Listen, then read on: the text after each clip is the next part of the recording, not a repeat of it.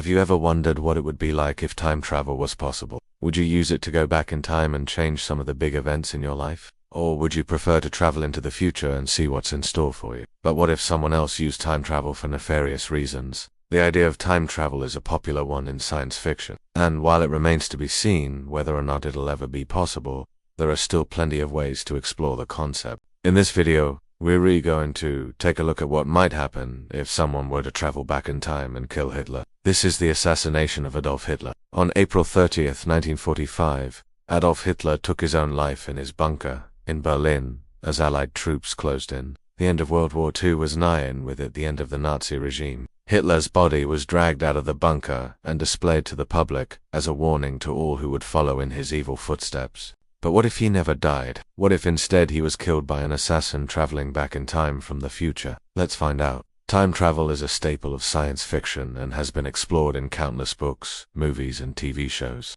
The concept of traveling through time is a fascinating one, and many people believe that it's possible, even if it hasn't been proven yet. One of the most famous time travel stories is the Doctor Who series from the BBC. The Doctor is an alien who travels through time and space in a spaceship disguised as a British police box. He's been played by several actors over the years and has amassed a huge following. The Doctor often uses his time-traveling abilities to help those in need, such as in the episode The Girl in the Fireplace, where he travels back to 18th century France to rescue a young woman named Madame de Pompadour from the clutches of a tyrannical king. Another popular time-travel story is the Back to the Future trilogy. The story follows Marty McFly, a teenager who accidentally travels back in time to 1955 in a car that has been modified to function as a time machine. Marty must ensure that his parents fall in love so that he can exist, and must also prevent Libyan scientists from obtaining plutonium that could be used to build a nuclear bomb.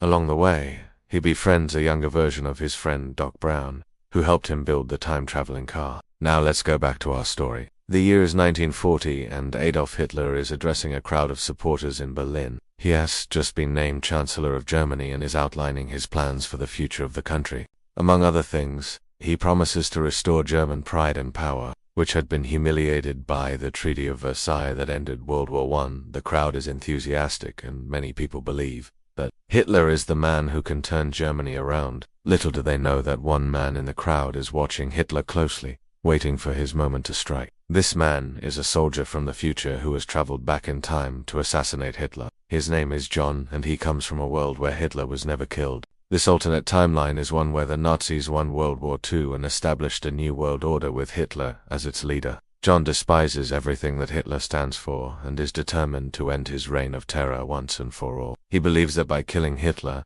he can save millions of lives and prevent untold suffering. John has been trained in the art of assassination and is an expert marksman. He has chosen to use a small caliber rifle that will make it look like Hitler was killed by a sniper. John's mission is fraught with danger. If he's caught, he'll be executed as a spy. But he's also up against a well-trained security detail that's determined to keep Hitler safe. Still, John is undeterred. He knows that the fate of the world rests on his shoulders. As Hitler finishes his speech, the crowd begins to disperse. This is John's chance. He takes aim and fires. The crowd gasps as Hitler collapses to the ground, mortally wounded. John makes his way through the stunned onlookers and disappears into the crowd. He knows he only has seconds to get away before Hitler's security detail raises the alarm. As he makes his escape, John hears the crack of gunfire and realizes that he's being hunted. He runs for cover, taking out his pursuers one by one until he reaches a safe house where he can lay low for the time being. John knows that he can't stay in hiding forever. He needs to get out of Germany and back to his own time. But first, he has to deal with the fallout of his actions. By killing Hitler, he's not only eliminated the Nazi leader but also prevented the rise of a new world order. The war is still raging, and the Allies are still fighting to defeat the Nazis. But now that Hitler is dead, the outcome of the war is uncertain. John knows that he can't stay around to find out. He has to return to his own time and let the past be the past. With the help of a sympathetic member of the resistance, John makes his way to a train station and boards a train bound for Switzerland. He is hoping to get to a neutral country where he can lay low and figure out his next move. But he's being followed and soon finds himself the target of a double cross. John barely manages to escape with his life, but he's forced to leave behind his weapons and most of his supplies. He's on his own now, and he has to rely on his wits to survive. As the war rages around him, John makes his way through Europe, avoiding both the Nazis and the Allies. He's desperate to get back to his own time, but he doesn't know how. He's been trained as an assassin, not a time traveler. Just when all hope seems lost, John meets a group of resistance fighters, who are planning a daring mission to steal a German time travel device known as the Chronos. The device is being developed by a brilliant Nazi scientist and is capable of sending objects and people back in time. John sees this as his chance to get home and joins the resistance fighters in their plan to steal the Chronos. The mission is fraught with peril, but the resistance fighters are ultimately successful. They take the Chronos and its power source, a mysterious crystal called the Quantum Heart, back to their base of operations. John knows that he has to get his hands on the Chronos if he is going to get back home, but the resistance fighters are wary of him. They do unknow if they can trust him, and they are afraid that he might use the Chronos for his own purposes. John tries to convince them that he's one of them, that he's fighting for the same cause, but the resistance fighters are hesitant. They eventually agree to let John use the Chronos, but only under close supervision. As John prepares to activate the device, he's confronted by the leader of the resistance. She knows that John is from the future, and she is angry that he has been spying on them. She accuses him of only wanting to steal the Chronos for himself, and warns him that if he tries anything funny, she'll kill him. John swears that he's not trying to steal the Chronos, that he just wants to get home. He tells her about the world he's from, a world where Hitler won the war and established a new world order. The leader of the resistance is horrified and realizes that John is telling the truth.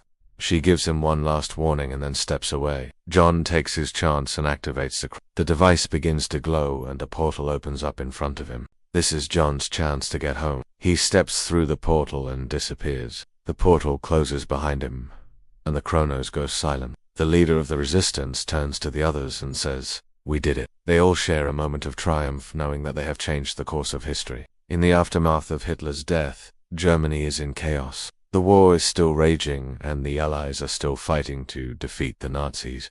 But without Hitler at the helm, the Nazi war machine grinds to a halt. Germany is eventually defeated and the world is saved from Nazi tyranny. John returns to his own time to find a world that's been changed for the better. He's hailed as a hero for his part in defeating the Nazis, but he knows that he couldn't have done it without the help of the resistance fighters. He says goodbye to them and returns to his own time, leaving the past behind him. But what if John had stayed in the past? What if he had joined the resistance and fought alongside them against the Nazis? How would that have changed the outcome of the war and the course of history? Thank you for watching. Don't forget to subscribe for more great content. We hope you enjoyed this video and learned something new. If you have any thoughts or ideas you'd like to share with us, please leave them in the comments below. We'd love to hear from you. Until next time, stay curious and keep asking questions.